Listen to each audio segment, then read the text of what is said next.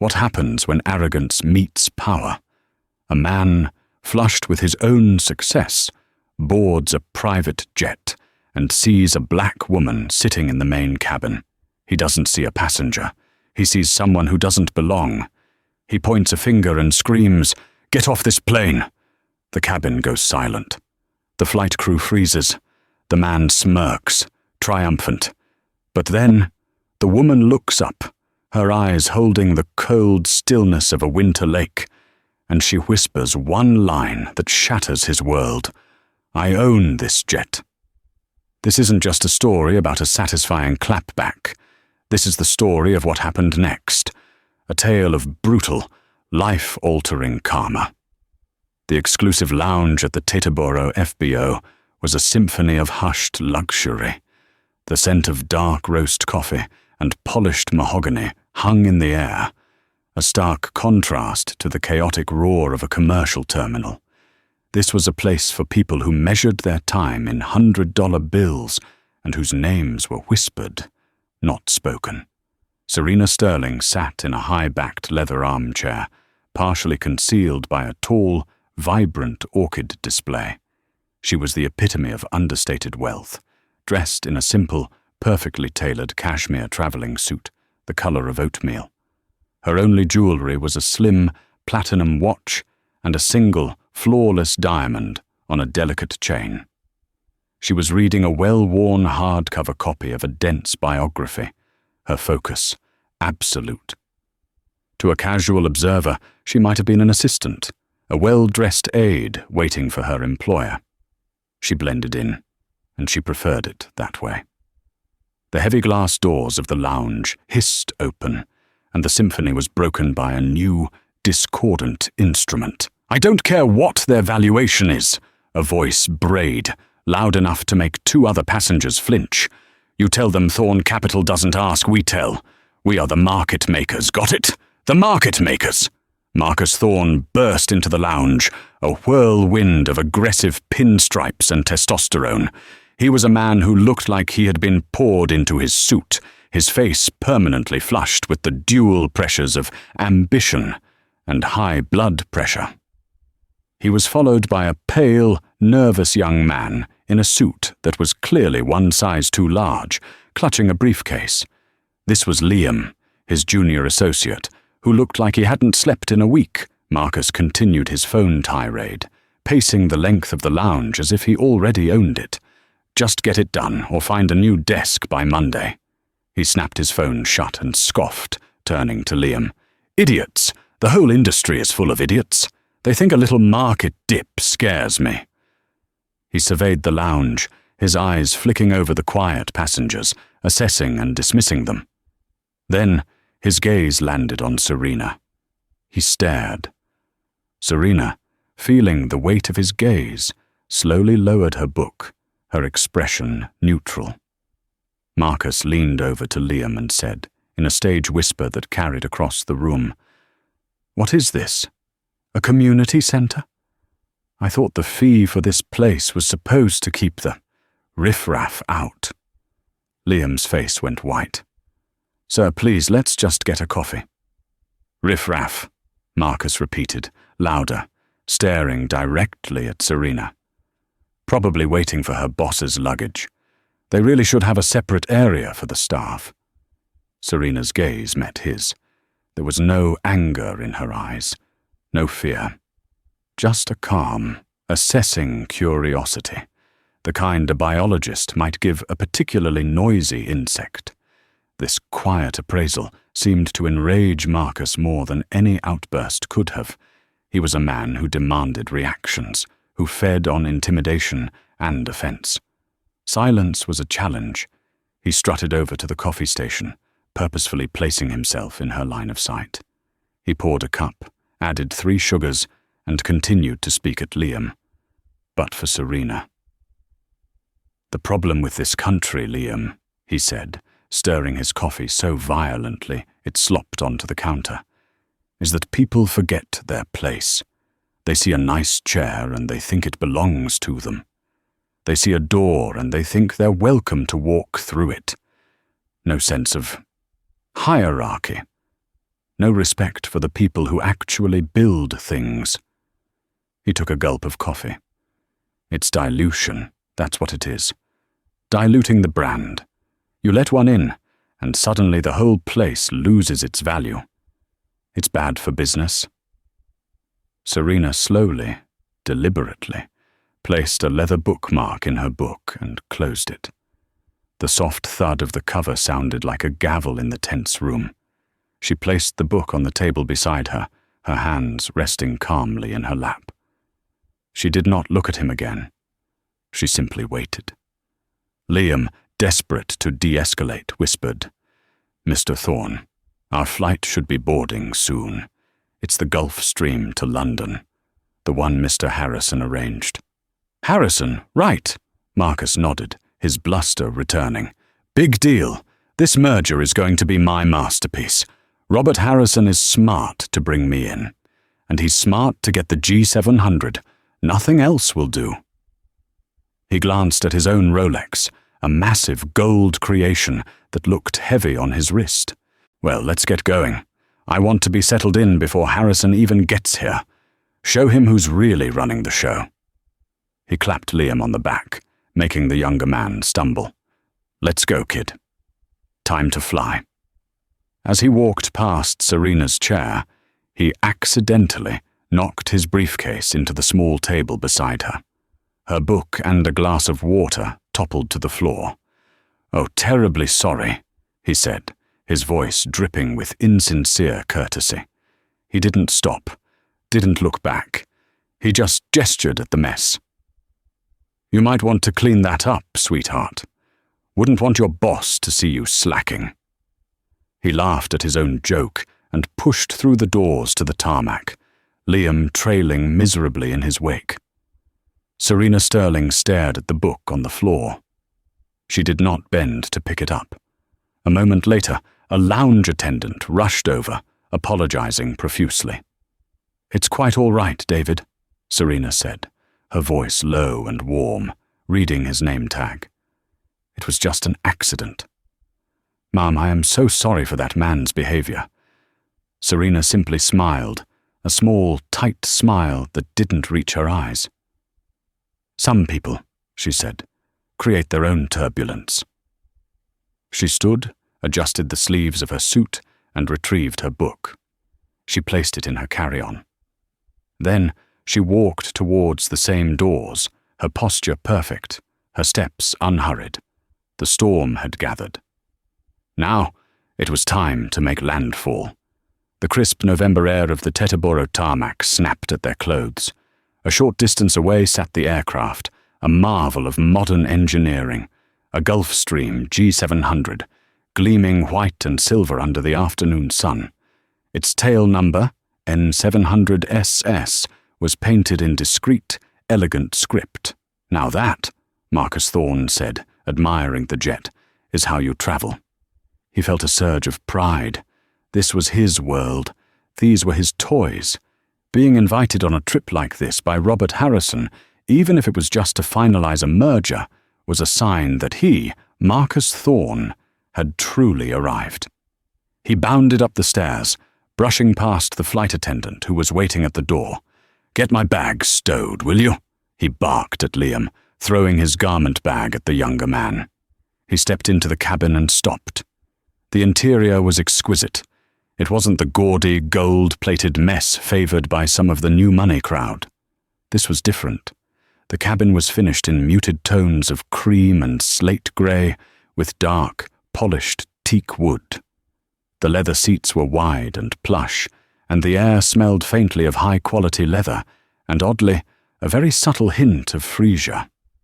He saw the woman from the lounge, Serena, already seated. She wasn't in one of the smaller, secondary seats. She was in the largest, most dominant chair in the main cabin, a plush, throne-like seat at the head of a conference table, positioned perfectly between two of the G700's massive oval windows. Her bag was on the floor beside her, and she was already looking over some documents. Marcus Thorne's brain simply could not process the image. It was a computer glitch, a file that wouldn't open. The staff, the help, the woman he'd just insulted.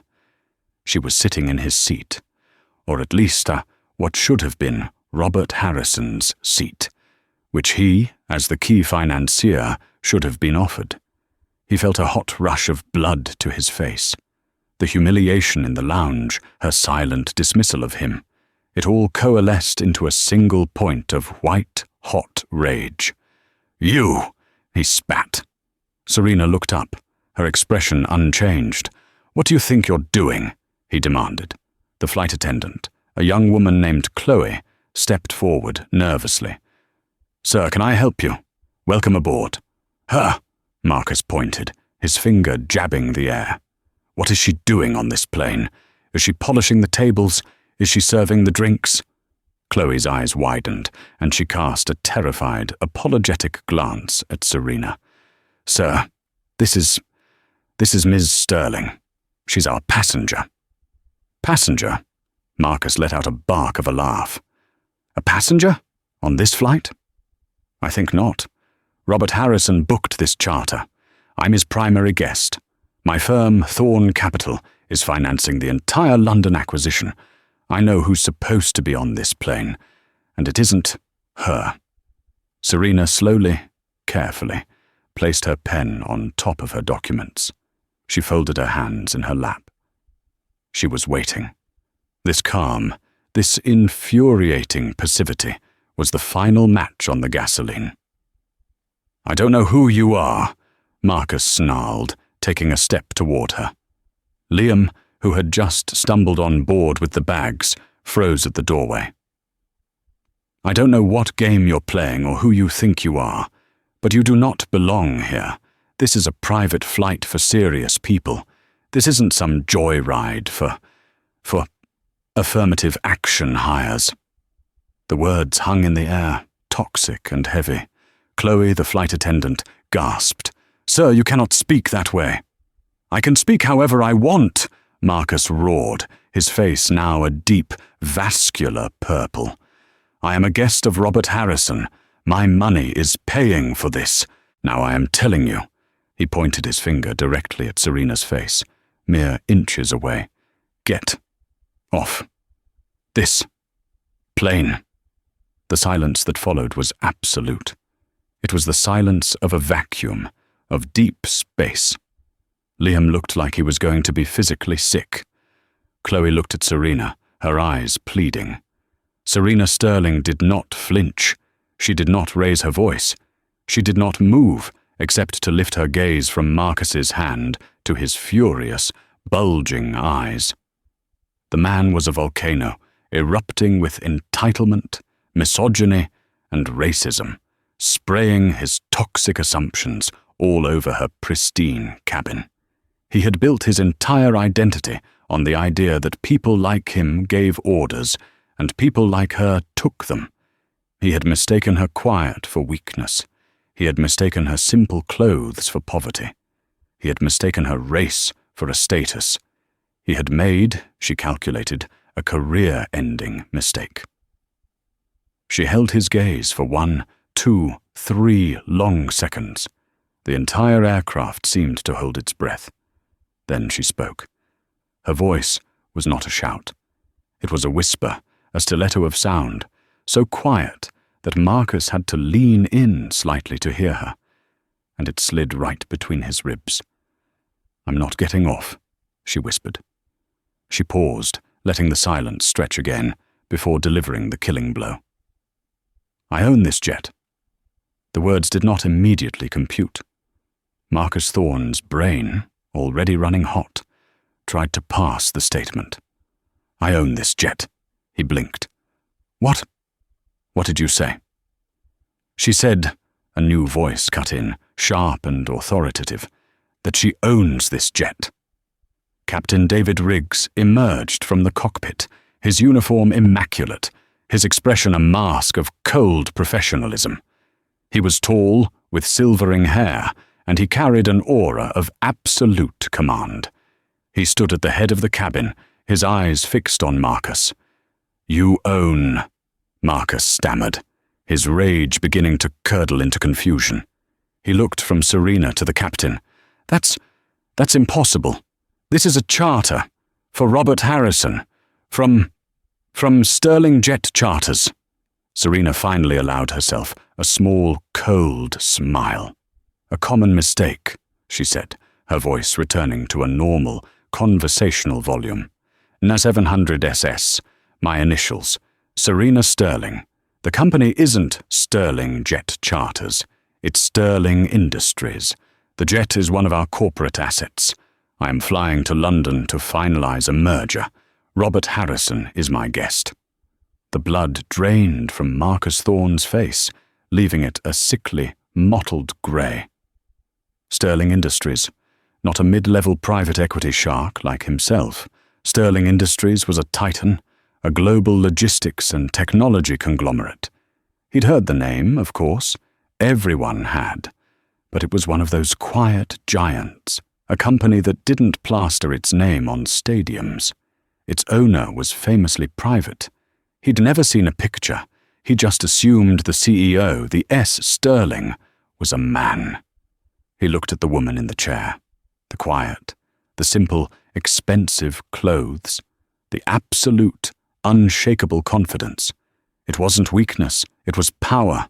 Power so vast it didn't need to shout. "Oh, my God," Liam whispered from the doorway, his briefcase slipping from his sweaty fingers and thudding to the floor. "Captain Riggs," Serena said, her tone businesslike, as if she were ordering coffee. "This man is harassing me and my crew. He is not on my manifest. Please remove him from my aircraft." Remove me?" Marcus sputtered, panic setting in. "No, you can't. I'm here to meet Robert Harrison. We have a deal. The London merger. Thorne Capital is... I'm essential to this." "You are essential to nothing," Serena said, finally looking back down at her papers. "The deal is between Sterling Industries and Harrison's tech firm. You, as I recall from the background memos, were hoping to finance a minor acquisition of a data analytics firm after the primary merger was complete. Your presence was a courtesy, extended by Mr. Harrison, not by me." She had just reduced his masterpiece to a footnote. "Sir," Captain Riggs said, taking a firm step toward Marcus, "I must ask you to deplane. Now. You are trespassing on private property." "No, wait!" Marcus was desperate. Being thrown off this jet wasn't just embarrassing. It was a professional execution. If Harrison arrived and found him gone, the side deal would be dead and his reputation would be shattered. "Please, I apologize. I made a mistake. A terrible mistake." He turned to Serena, his entire demeanor changing. The arrogant bully evaporated, replaced by a fawning, pleading sycophant. "Miss Sterling, please, I am so sorry. I was under a lot of pressure. I had no idea. I was so what, Mr. Thorne?" Serena asked, her eyes lifting again, the cold fire back in them. "So quiet, so black." Marcus flinched as if she'd slapped him. "No, not at all. Please, this meeting is my life. Don't do this." "It's done," Serena said. "Captain, remove him." "Yes, ma'am." The captain put his hand on Marcus's arm. "No, let go of me," Marcus roared, reverting to his base instincts, shoving the captain's hand away. "You can't do this to me." "Sir, if you do not deplane voluntarily, you will be removed by airport security," Captain Riggs warned, his voice dangerously low. "And I assure you, Ms. Sterling has the Teterboro security director on her personal contact list." The finality of it hit Marcus like a physical blow. He was trapped. He was ruined. He looked at Serena, his eyes pleading. "Please, just 5 minutes. Robert will be here any second. Let me talk to Robert." The hiss of the FBO doors opening signaled a new arrival. A man in a tailored suit, looking harassed but focused, walked briskly toward the jet. "Robert!" Marcus yelled, a drowning man spotting a piece of driftwood. "Robert! Thank God! Robert Harrison, CEO of the tech firm, stopped at the bottom of the stairs, looking up in confusion. Marcus, what the hell is going on? Why are you shouting? And why is Captain Riggs trying to— Oh no! He saw Serena in her chair. He saw Marcus's panicked face. And he understood instantly. Marcus, Robert Harrison said, his voice weary as he climbed the stairs. What did you do? Robert Harrison stepped into the cabin, his gaze flicking from Marcus's desperate, sweaty face to Serena's glacial calm. He didn't need an explanation. The air was thick with the residue of Marcus's explosion. Serena, Robert said, his voice filled with a deep, professional dread. I cannot begin to tell you how sorry I am for whatever this is. Mr. Harrison, Serena greeted him, her voice level. Your guest was just leaving. Leaving? Robert's head snapped to Marcus. Leaving? Marcus, our meeting is on this flight. The entire London financing. What did you do? It was a misunderstanding, Robert, Marcus pleaded, grasping at him. A simple misunderstanding. I didn't know she was— you didn't know she was Serena Sterling. Robert finished for him, his voice laced with contempt. You just saw a black woman and assumed she was the help? Is that it? Marcus's silence was a confession. Robert Harrison closed his eyes for a moment, pinching the bridge of his nose. He looked like a man watching a billion-dollar deal teeter on the edge of a cliff. He turned to Serena, his expression now one of desperate appeal. Serena, he said, this is inexcusable. I know that. But I am begging you. The framework for the merger is set. But the side financing from Thorn Capital it's delicate. It's not minor. Not to me. It's the linchpin for the data division. If he walks off this plane, the financing goes with him. And my board might get cold feet on the whole deal. Years of work. Please, can we just get to London? Serena studied Robert for a long moment. He was a good man, an innovator. His technology was the reason she was interested in this merger in the first place. He was also, clearly, a terrible judge of character. You are asking me, Serena said slowly, to share my air for 6 hours with a man who just screamed racist vitriol at me. A man who put his hands on my captain. No, I didn't, Marcus yelped.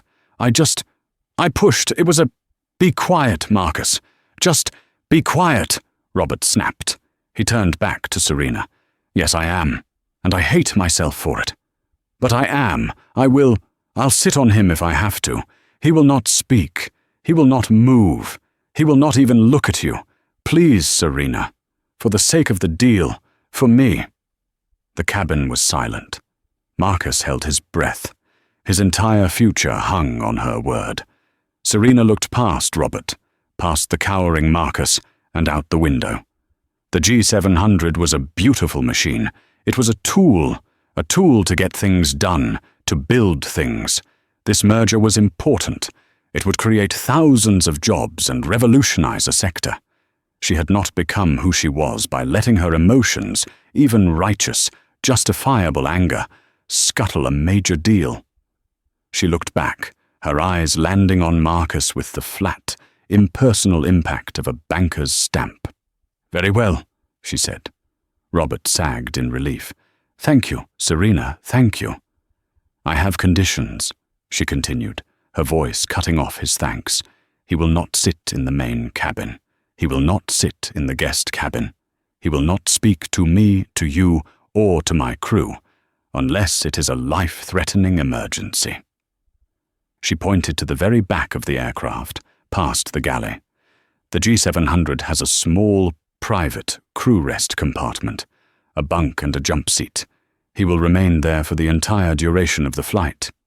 Chloe, she said to the flight attendant, you can bring him water and a granola bar, nothing else. He is not a guest. He is cargo. Marcus's face, which had lit up with hope, crumpled in humiliation. The crew rest area. That was a closet. Serena, that's... Robert began, but Serena held up a hand. That is the condition. He accepts it, or he deplanes. The choice is his. I accept, Marcus said immediately, his voice hoarse. Thank you. I accept. Anything. Being cargo was better than being left on the tarmac. Good, Serena said. Chloe, show Mr. Thorne to his accommodations. Liam, she said, turning to the terrified associate, you can sit in the guest cabin. We will need you to take notes. Yes, ma'am. Thank you, ma'am. Liam scurried past, refusing to look at his boss. Captain Riggs gave Marcus one last, withering look before returning to the cockpit. We'll be wheels up in 10. His voice came over the PA a moment later.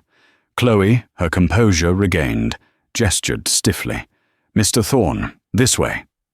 Marcus Thorne, the market maker, the man who demanded respect, picked up his own briefcase and did the walk of shame. He followed the flight attendant past the opulent main cabin, past the luxurious guest cabin, through the galley, to a small, windowless door at the very back. Chloe opened it, revealing a space barely large enough for a man to stand. Enjoy your flight, sir, she said, the irony thick in her voice. Marcus stepped inside. The door shut, and he was plunged into a dim, cramped twilight. He heard the heavy click of the lock. He was in a cage. For the next 6 hours, Marcus sat in the dark. He heard the muffled, distant sounds of success. He heard the faint murmur of Robert and Serena's voices. He heard at one point the clink of champagne glasses and a low, shared laugh. It was the sound of his future being decided without him. He was fed exactly as promised. 2 8-ounce bottles of water and a single foil-wrapped granola bar delivered wordlessly by Chloe. When they landed at London's Farnborough Airport, they were greeted by a fleet of black sedans. Serena and Robert deplaned first, talking animatedly about the final capstone of their deal. Liam scrambled after them. Marcus was the last one off, emerging, blinking into the grey London dawn, his pinstripe suit rumpled, his dignity shredded. He saw Robert look back, a flash of pity and annoyance in his eyes. Marcus, Robert said, his voice curt, my team has your hotel details. Be at the law firm's office at 9 a.m. and try to be invisible. He turned and got into the lead car with Serena. The car door shut, and the convoy sped away, leaving Marcus Thorne standing alone on the tarmac, clutching his briefcase, a piece of cargo left on the loading dock. The meeting at the London law firm was a sterile, agonizing affair. Marcus and Liam were relegated to a side table, not even part of the main conference. They were, as Robert had requested, invisible. Serena never once made eye contact with him. She addressed all her financial queries directly to Robert, who then relayed them to Liam, who then whispered to Marcus. It was a humiliating game of telephone. The side deal financing was approved, but not without Serena's lawyers adding several new ironclad covenants that stripped Thorne Capital of nearly all its profit margin and exposed it to significant risk. It was a yes, but it was a yes that felt like a punch. Marcus fled back to New York the next day. He couldn't get on Serena's jet, of course. Robert, trying to offer a token of peace, had his assistant book him a flight. Marcus found himself in seat 38B, a middle seat in premium economy on a commercial flight. The man on his left was a broad-shouldered snorer. The child behind him spent 3 hours kicking the back of his seat. It was a 9-hour masterclass in misery, a perfect bookend to his trip. He landed at JFK, exhausted and furious. He was angry at Serena for her power, at Robert for his weakness, and at himself for the single stupidest mistake of his life. But he told himself He had survived. The deal was done. He'd taken a hit, but he was still in the game. He got to his sleek, empty penthouse in Tribeca, threw his bags down, and opened his laptop. He needed to reassert control, to yell at someone. His inbox was full, but one email from his CFO sat at the top, marked urgent. Subject: Notice. Marcus, we just received a priority notice from the SEC. They are opening a formal investigation into our Q3 and Q4 asset valuations. This isn't the informal inquiry. This is the real thing. They've requested a decade of documents. They're coming in on Monday. What the hell did you do? Marcus went cold. An audit? An SEC investigation? This was unheard of. They were a mid-level firm. They bent the rules. Sure, everyone did. But they were too small to attract this kind of heat. It was too targeted. Too sudden. He spent a frantic weekend with his lawyers. On Monday, the auditors arrived. They were not friendly. They were meticulous, humorless, and they seemed to know exactly where to look. Then, on Tuesday, the real blow came. He had a lunch scheduled with Arthur Henderson, a major client. Henderson was an old money philanthropist whose family foundation was worth billions. Thorn Capital managed a $100 million slice of their endowment. It was Marcus's most respectable account. He arrived at the restaurant, but Henderson was already there, his coat on, his face grim. "Arthur, good to see you," Marcus said, extending a hand. Henderson looked at his hand and didn't take it. "I can't stay, Marcus." "What? What's wrong? Is everything all right?" "No, it's not," Henderson said, his voice low. "We're pulling the endowment. The wire instructions will be at your office by 3. Marcus felt the floor drop out. "Pulling? Arthur, what are you talking about? Our returns are fantastic. We beat the S&P by 6 points last quarter." "This isn't about returns, Marcus. It's about character." "Character? What are you—" "I had breakfast this morning," Henderson said, his voice quiet but sharp, "with a woman I respect immensely. We sit on the board of the Metropolitan Museum together. She's the new chair of the Acquisition Committee. Her name is Serena Sterling." Marcus stopped breathing. "She didn't tell me what you did, Marcus," Henderson continued, adjusting his scarf. "She's too classy for that. She just mentioned you. She said, 'I had a very illuminating encounter with a Mr. Marcus Thorne.' That's all she said. But it was the way she said it. It told me everything I needed to know." "Arthur, it was a misunderstanding," Marcus pleaded, his voice cracking. "I was on her plane. I didn't know it was her plane. I said some things I shouldn't have." "Save it," Henderson said, his eyes filled with disgust. "The Henderson Foundation cannot be associated with that. We're done, Marcus. I suggest you get your house in order." Henderson turned and walked out of the restaurant, leaving Marcus standing alone, the maitre d' staring at him. He stumbled back to his office. His CFO was waiting for him, his face ashen. "The SEC found it," the CFO whispered, shutting the door. "Found what?" The creative accounting on the Westfield property. The one we used as leverage for the London deal. They knew exactly which file to pull. They're calling it material misrepresentation. They're calling it fraud. Marcus collapsed into his chair. This wasn't a ripple effect. This was a tidal wave. The SEC, his biggest client, it was all connected. He looked at his phone, remembering the blog post Liam had been reading in the lounge. Some tech gossip site. He typed in the name of the blog. The front page story hit him like a physical shock. "The Teterboro Tyrant. CEO's racist meltdown on billionaire's jet." The story was detailed. It didn't name him. It didn't name Serena. It just described the arrogant head of a mid-level NYC private equity firm, and a prominent black female CEO of a global tech conglomerate. It described the confrontation. The "get off this plane." The "I own this jet." The financial world was small. Everyone knew who was on that flight. Everyone knew who just did a deal with Sterling Industries. The article was posted by Anonymous. But Marcus knew. He knew who had been sitting in the guest cabin, quietly taking notes. Liam. The leak wasn't from Serena. It was from his own associate. Serena hadn't just let him fail. She had made one phone call. She had mentioned him.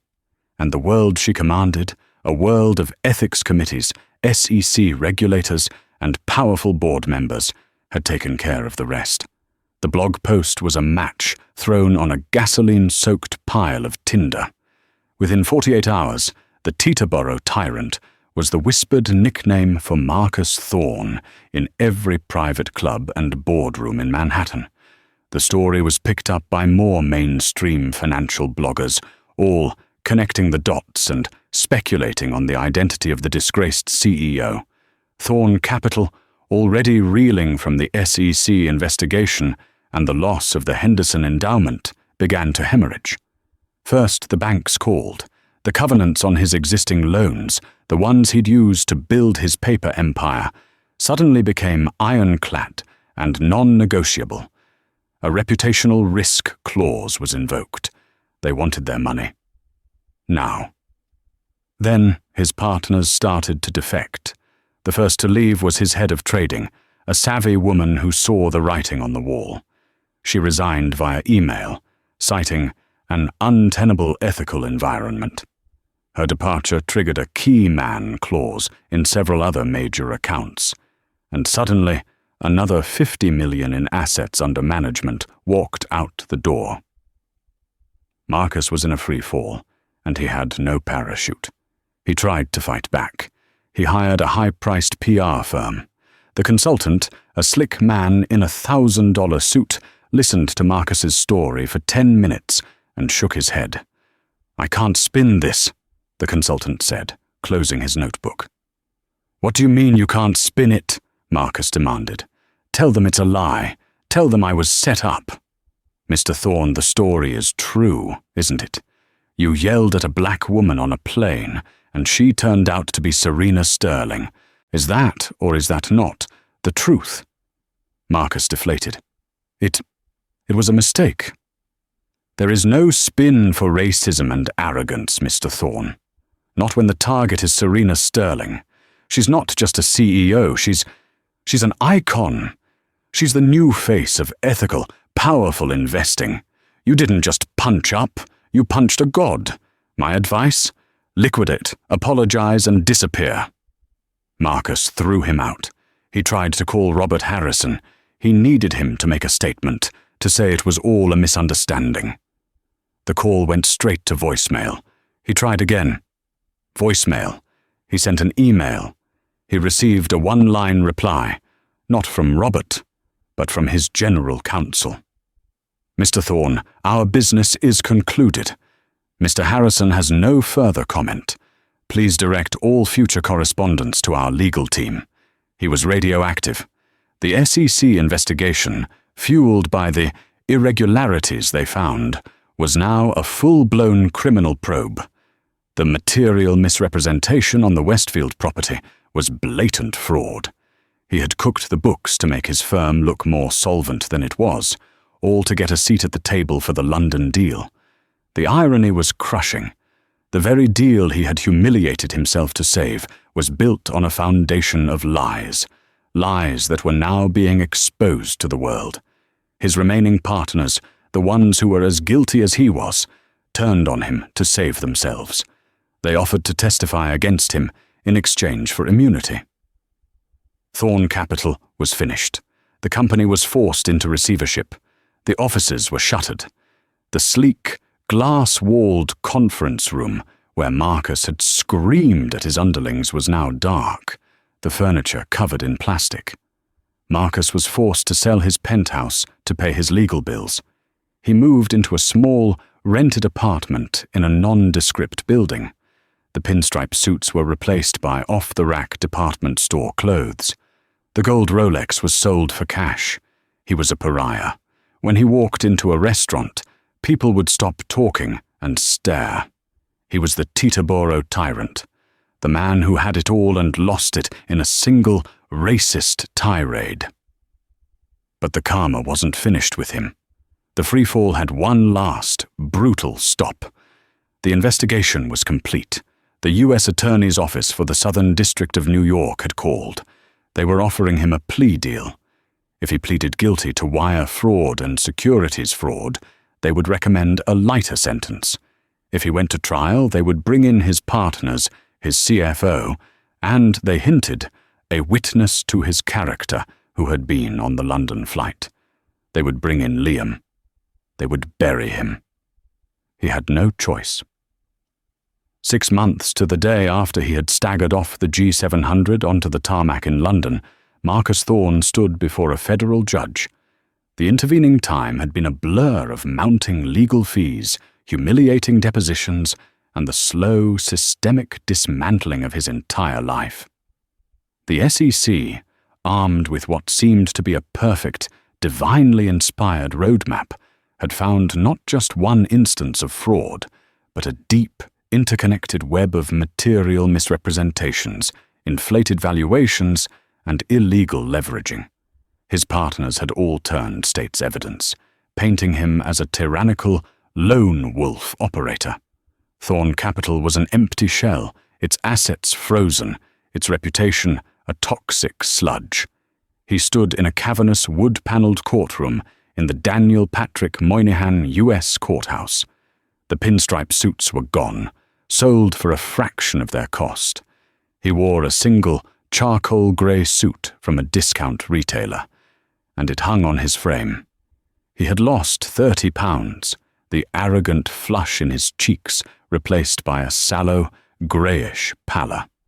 His hands, shoved into his pockets, trembled uncontrollably. "Mr. Thorne," the judge said, her voice devoid of any emotion. She was not speaking to a man. She was processing a docket number. "You have pleaded guilty to 1 count of securities fraud and 1 count of wire fraud. Does the government wish to be heard before sentencing?" A young, sharp-looking, assistant U.S. attorney stood. "Thank you, Your Honor. The government will be brief, as the defendant's crimes are as simple as they are odious." Mr. Thorne did not just bend the rules. He held them in contempt. He built an entire firm on a foundation of lies, using fraudulent valuations to leverage loans that he then used to prey on smaller, vulnerable companies. He was not a market maker. He was a parasite. His actions were not a lapse in judgment, but a consistent pattern of arrogant self-dealing that threatened the integrity of our financial systems. He believed he was above the law. Today the law proves him wrong. We ask for the maximum recommended sentence of 63 months. The words, parasite, odious, contempt, washed over Marcus. He felt disconnected, as if watching a play about someone else. His own lawyer stood, a court-appointed defender he'd been forced to accept after his private funds were exhausted. "Your Honor, Mr. Thorne, he has lost everything. His company, his home, his reputation. He has shown remorse by pleading guilty, saving the court the expense of a trial. He is a first-time offender.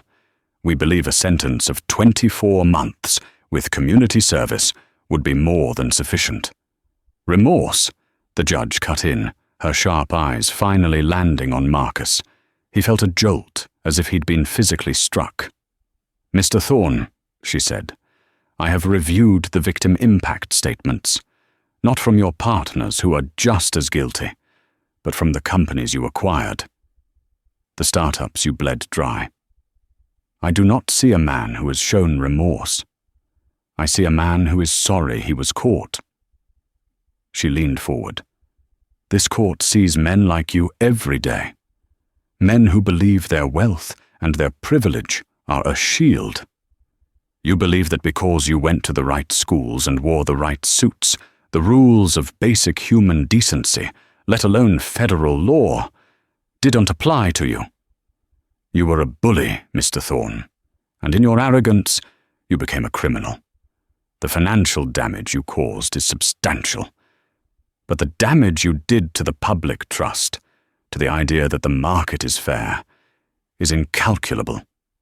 Marcus tried to speak, to say something, but his throat was dry. What could he say? That it was all a mistake? That he was just playing the game? The court hereby sentences you, Marcus Thorne, the judge continued, to a term of 5 years in a federal correctional institution. You will make restitution in the amount of $42.8 million. You will report to the U.S. Marshals in 30 days.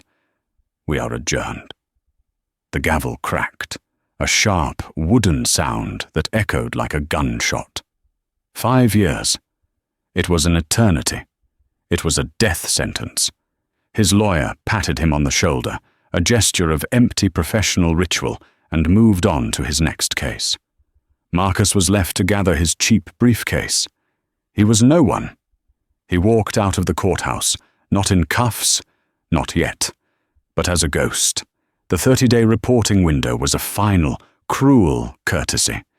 He stumbled down the grand stone steps into the chaotic afternoon noise of Lower Manhattan. A few freelance photographers, loitering for a more high-profile politician's trial, saw his ruined face and snapped a few pictures. "Thorne, hey Thorne, how's it feel?"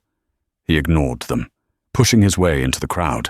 He walked aimlessly, his feet heavy, his mind a howling void.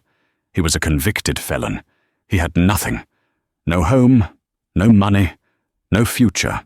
Just 30 days of hollow freedom before he was to be shipped to a club-fed prison, a place he used to joke about and now would call home.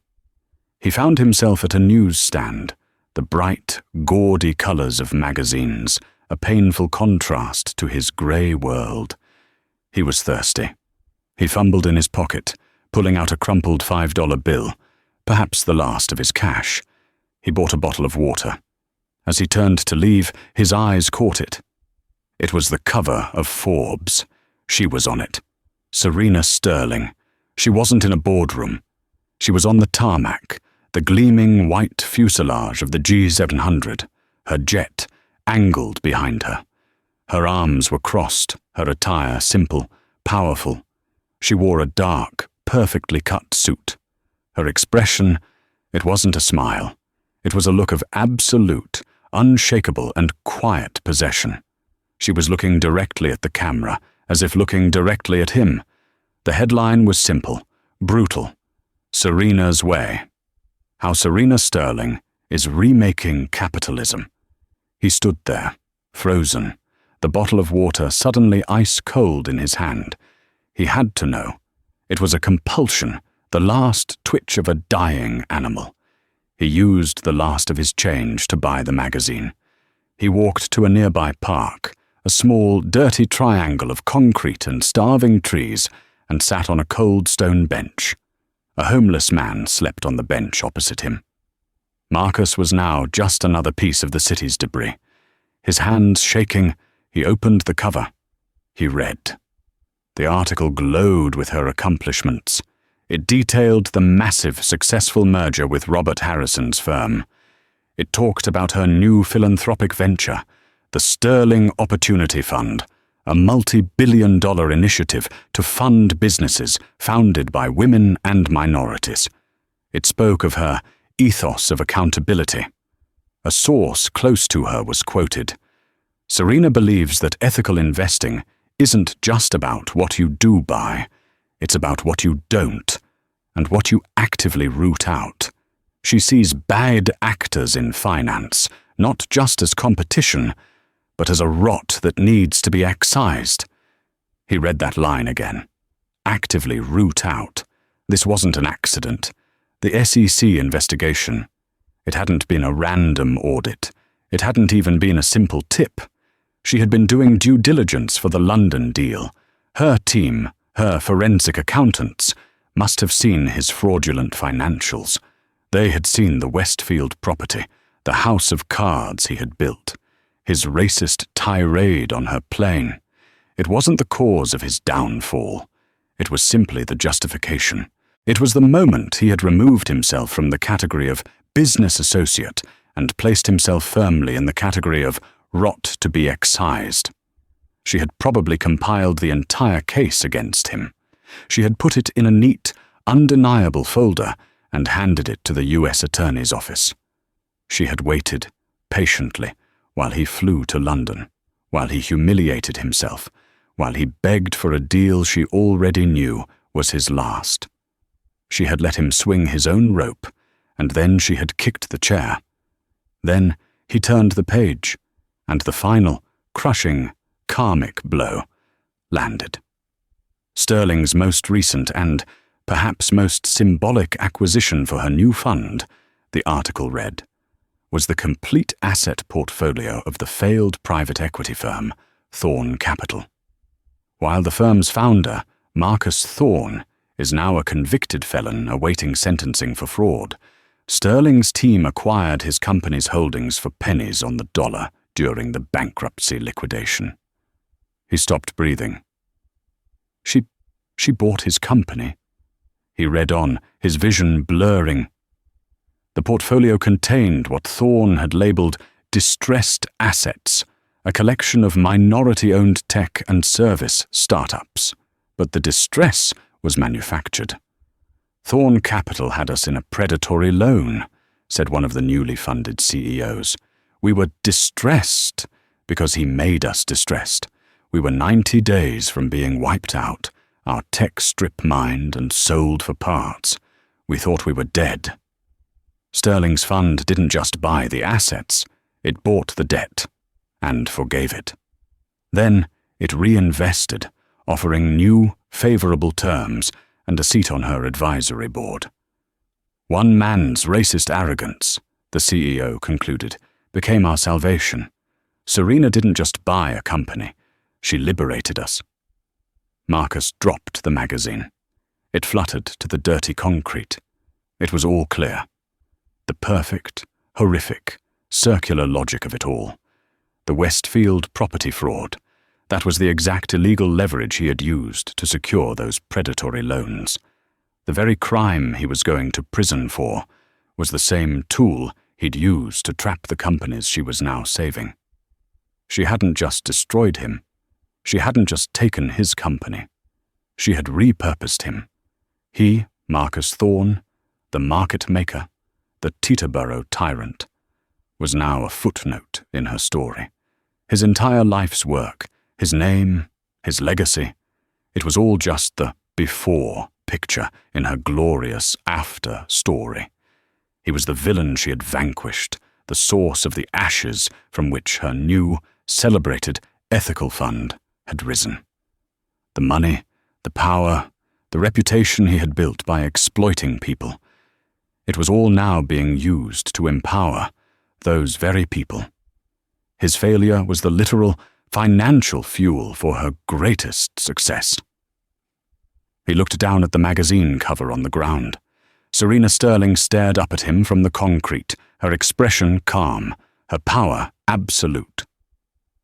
She hadn't just won. She hadn't just gotten revenge. She had erased him. She had taken his past, his present, and his future, and used them to build her own. He had yelled at her to get off a plane. She had responded by quietly, methodically, and completely kicking him out of the world. Marcus Thorne sat on the bench, a hollowed-out man, surrounded by the noise of a city that had already forgotten him. He had 30 days of freedom, but it didn't matter. His life was already over. In the end, this was never just about a rude man on an airplane. It was about the fact that true power doesn't need to shout. Marcus Thorne's entire identity was built on screaming, on intimidation, on the assumption that his voice was the only one that mattered. Serena Sterling's power was built on substance. She didn't need to ruin him. She just let his own corruption, his own hate, do the work for her. And then she used his downfall as a stepping stone. That is the hardest karma of all. Not just failure, but becoming the fuel for your adversary's greatest success. What do you think? Was this karma deserved? Was it too harsh? Or was it the perfect, poetic justice for a lifetime of arrogance? Let us know your thoughts in the comments below. We read every single one. And if you love stories where arrogance and entitlement get exactly what they deserve, please make sure to like this video, share it with someone who needs to see it, and subscribe to our channel for more real-life drama and hard-hitting karma. Don't forget to hit that notification bell so you never miss a story.